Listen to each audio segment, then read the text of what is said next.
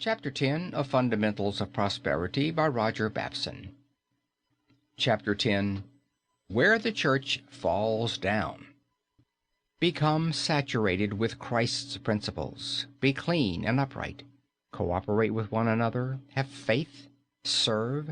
Trust the Almighty for the results, and you will never have to worry about property.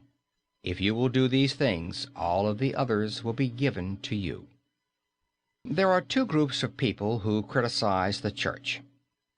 First, there are those who claim great love for their fellow men, but do not go to church because it is allied with the property interests of the community. I believe that to be the fundamental reason why the wage workers, labor leaders, socialists, and radicals are not interested in the church. They believe that the church is too closely allied with property. I have been severely criticized myself for presenting the church as a defender of property and as a means of making your home, your business, and your securities safer. Such critics are perfectly conscientious, and the church suffers much because those people, in their love for humanity, are antagonistic to the church.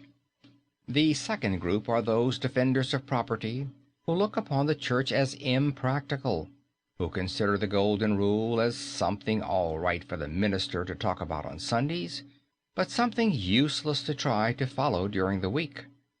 Those men criticize the church for preaching love, for talking the Sermon on the Mount, and for being what they say is impractical. So the church suffers today by having both of these groups stand off alone. Neither of them is interested in the church, the most important organization in America. It is the church which has created America, which has developed our schools, which has created our homes, which has built our cities, which has developed our industries, which has made our hospitals, charities, and which has done everything that is worthwhile in America. Yet, today, the church is the most discarded industry of all, because it has not the cooperation of either of the above groups. The radical group, which claims to be interested only in humanity and not in property, and the propertied group, which frankly says that it is primarily interested in property and not humanity. It seems that we should stop sidestepping this question. Instead, we should face it squarely and answer both of these criticisms. My answer is as follows. Jesus was not interested in property per se. There is no question but that Jesus had no interest in property.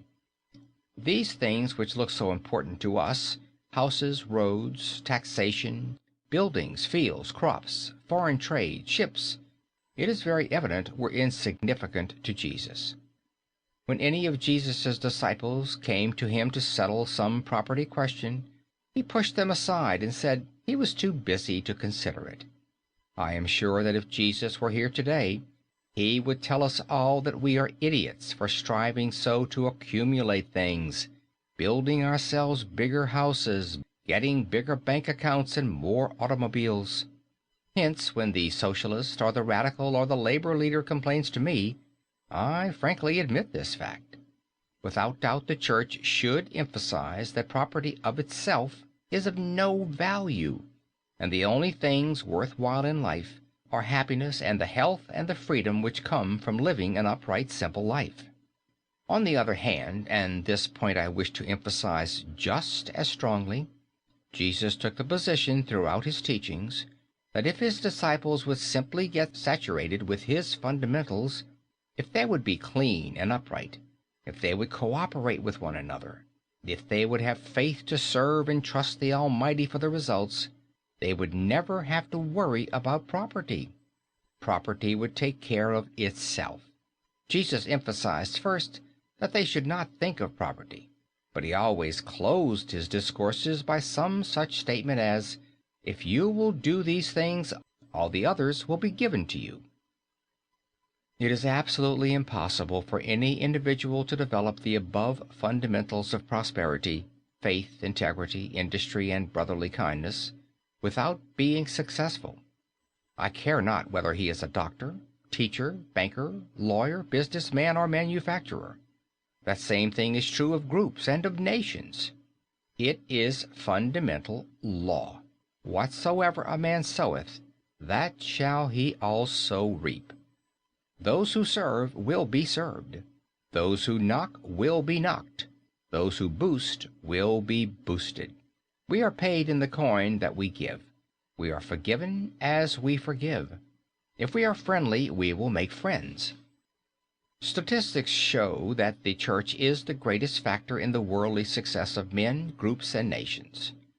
Some readers may have seen a book written by Professor Carver of Harvard entitled "The Religion Worth Having." In that book, the author discusses the various denominations of Christianity. Then he says, most conclusively, that the religion worth having, the religion that will survive, is the religion which produces the most. Yet this production will not come by seeking production per se, but rather by the development of these fundamental characteristics which have been described. Try as you will, you cannot separate the factor of religion from economic development. In the work conducted by my organization at Wellesley Hills, we study the trend of religious interest as closely as we do the condition of the banks or the supply of and demand for commodities.